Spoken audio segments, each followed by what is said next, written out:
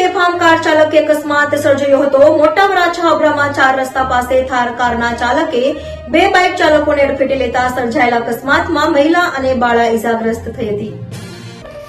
સુરતમાં વારંવાર કેટલાક બેફામ કાર ચાલકો અકસ્માત સર્જી રહ્યા છે, ત્યારે ફરી આવી જ એક ઘટના સામે આવી છે।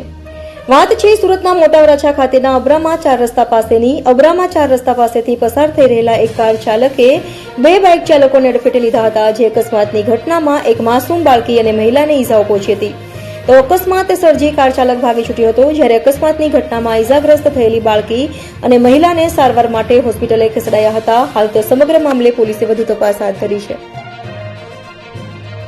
મારું નામ કૌશલ ભુવા છે। હું મારા વાઈફને લઈને ઘરે જતો હતો લગ્નમાંથી।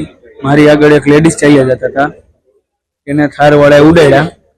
ઓલી પેલી સાઈડ ટોળું જમા થઈ ગયું, એટલે થાર વાળો મારી સાઈડ દબાવીને મારી ગાડી ઉપરથી ચડાવીને વયો ગયો। સદનસીબે હું બચી ગયેલ છું।